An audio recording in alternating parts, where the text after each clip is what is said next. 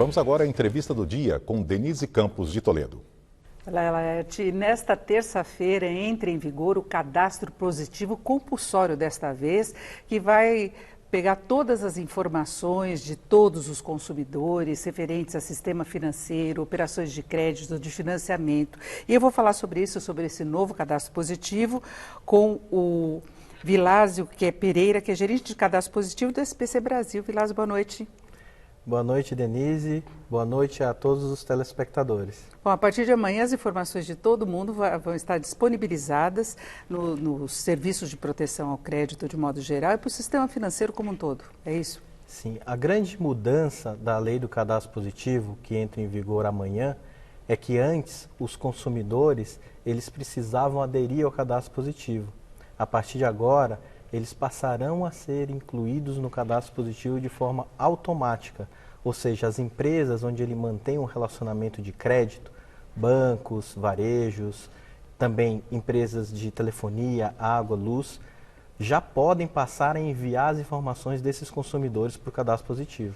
Agora, isso significa que a pessoa vai ter todo o histórico dela, de relações com o sistema financeiro, exposta para o sistema financeiro. Então, quando ela for buscar uma operação de crédito, eles vão avaliar e, na verdade, a pessoa vai ter uma nota com base nesse histórico, né?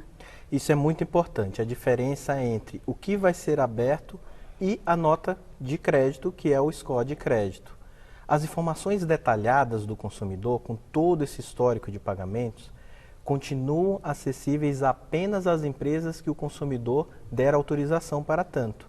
O que vai estar disponível para o mercado, a partir do prazo previsto na lei, é a nota de crédito, o score, uma pontuação composta de diversas informações desses consumidores. Geralmente essa pontuação ela varia de 0 a 1000. Quanto mais próximo de 1000, melhor esse perfil de pagador. Quanto mais próximo de 0, pior o perfil de pagador. Nossa, 0 a 1000. Então é uma variação bem grande. Agora, não é só de instituição financeira, vai ter também o histórico de serviços, por exemplo, de telefonia, de energia. Se você atrasou, se você costuma atrasar, também vai entrar na formação da nota. Sim, e isso é muito importante esclarecer para os consumidores, né? O público, por exemplo, que não é bancarizado, também vai ter acesso aos benefícios do cadastro positivo, pois além dos bancos, varejos e concessionárias de água, luz e telefone também fornecerão esse histórico dos bons pagadores. Agora, Vilásio, não é só uma consequência positiva, porque se a pessoa tem um histórico ruim e a gente está numa fase de desemprego muito alto, a pessoa pode estar devendo porque ela não tinha outro jeito. A inadimplência cresceu muito durante a fase de recessão e depois, né, com fraqueza da economia. Isso não é ruim se a pessoa precisar de um empréstimo, por exemplo, porque ela não está conseguindo bancar as despesas? Mesmo para os consumidores que passam por alguma dificuldade, o cadastro positivo pode ser benéfico, principalmente na hora de renegociar nessas dívidas no processo de cobrança, onde hoje empresas podem cobrar juros abusivos ou as condições não serem as mais adequadas para o consumidor. Com cadastro positivo, as empresas, na hora de renegociar, também vão identificar esse histórico do consumidor e dar condições mais adequadas para ele renegociar sua dívida. Agora, quem não quiser entrar nesse cadastro, que a partir de amanhã começa a ficar disponibilizadas todas as informações, vai ter essa formação da nota, a pessoa não quer participar disso, o que ela faz? Então, Denise, apesar de todos os benefícios que o cadastro positivo traz, o consumidor tem o direito de solicitar a sua saída do cadastro positivo. Isso pode ser feito a partir de um dos gestores, né, os birôs de crédito. Ao pedir para sair de um dos birôs, ele automaticamente já sai dos demais. Diferente da lei anterior, onde ele escolhia um birô para entrar e permanecer. Agora não, agora o cadastro positivo, ele pode pedir para entrar ou sair do cadastro positivo como um todo. Agora, para o nosso telespectador poder entender, o birô é tipo SPC, Serasa, ele pode procurar dessas instituições e falar, eu não quero participar, ou faz pela internet. Isso, existem os canais de atendimento, inclusive, à medida que o cadastro positivo dos consumidores for aberto, haverá uma comunicação individual para cada um dos consumidores, explicando em que canais que ele pode acessar para solicitar esse cancelamento, caso seja do interesse dele. Vilásio, você acredita que possa haver uma redução importante dos juros para a pessoa que tem um histórico de bom pagador, que tem uma nota elevada, que você diz pode chegar até a 1.000? Na hora de negociar um empréstimo, um financiamento, o banco vai reduzir a taxa? Porque a gente tem taxas absurdamente altas, mesmo quando você pega um empréstimo pessoal, né, se a gente comparar com taxa básica. Você acha que tem essa redução? Pode acontecer? Denise, a gente acredita nessa redução devido a experiências internacionais, onde o cadastro positivo já foi implantado em mais de 50 países. O que foi observado? Com essa abrangência maior do cadastro positivo, as empresas que concedem crédito conseguem fazer uma análise de crédito mais assertiva, mais eficaz, reduzindo inadimplência, por exemplo. Redução de inadimplência significa uma redução de spread bancário. Outro fator que a gente acredita que vai ocorrer, como houve em outros países, é o aumento da competição dessas empresas. Então, como você falou, eu tenho um relacionamento com o banco hoje conhece meu perfil de bom pagador e consegue dar as ofertas mais adequadas. Com o cadastro positivo, essa competição ela se torna um pouco mais equalitária. Por quê?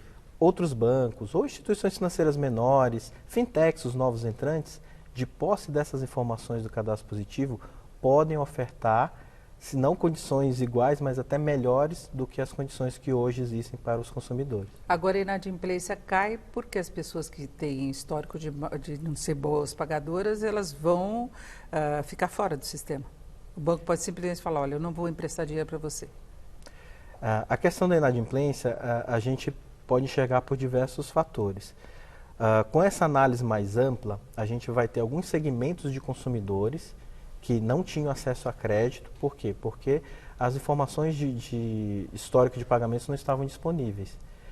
Na hora que elas são inseridas no mercado de crédito, e elas são boas pagadoras, elas vão compor esse índice trazendo para baixo.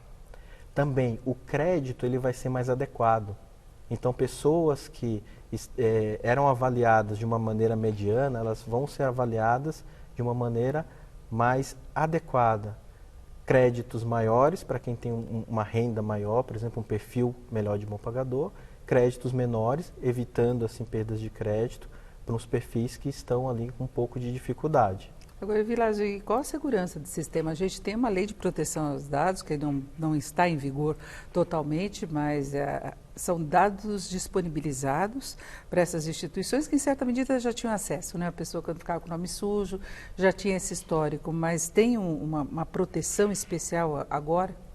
A lei do cadastro positivo, ela já nasce adequada à Lei Geral de Proteção aos Dados.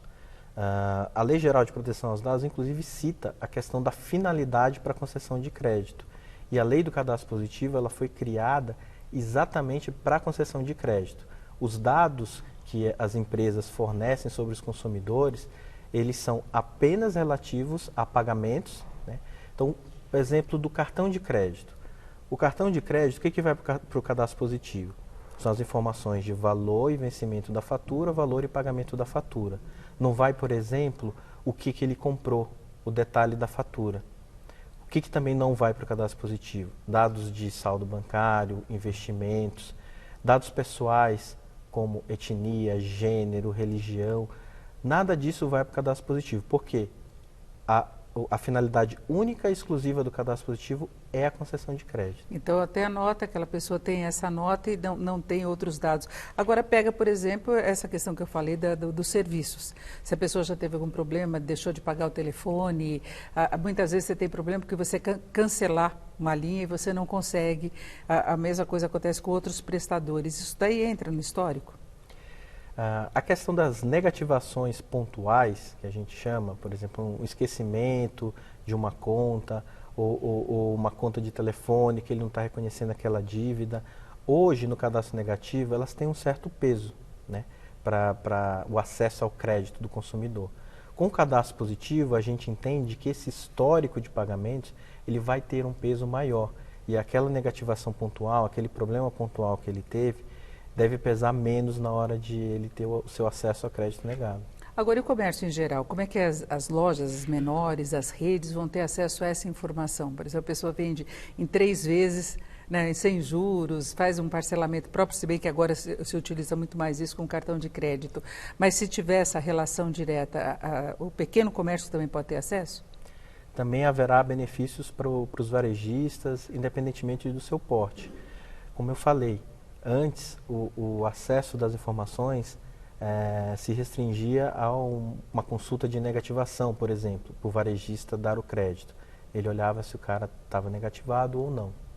Agora, com essa nota, esse score de crédito, ele consegue balizar a sua decisão, né? Ele pode ter um ponto de corte, onde de fato ele continua negando, mas, dependendo da pontuação, digamos, de 400 a 600, de 600 a 800, de 800 a 1000, ele pode criar ofertas diferenciadas, ofertas mais adequadas.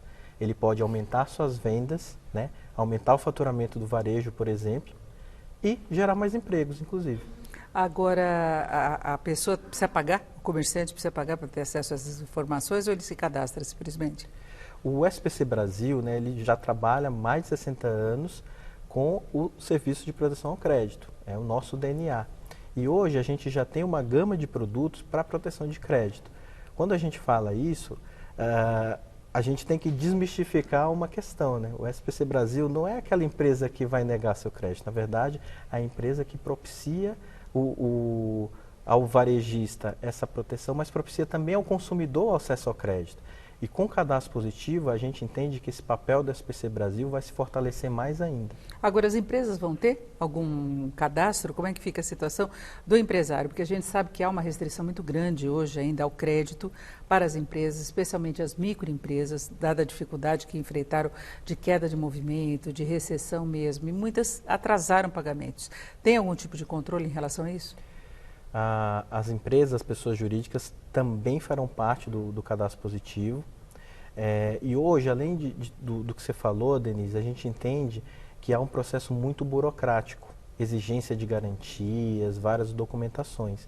A gente acredita que com o cadastro positivo e esse histórico de pagamentos ali, podendo ser usado na análise de crédito, a gente diminua tanto a burocracia quanto, de fato, dê créditos mais adequados, seja micro, médios, pequenos empresários. Porque tem esse problema também, que muitas vezes a empresa está em dificuldade, não tem capital de giro, ela precisa de um empréstimo e ela não tem a garantia para oferecer que o banco está pedindo.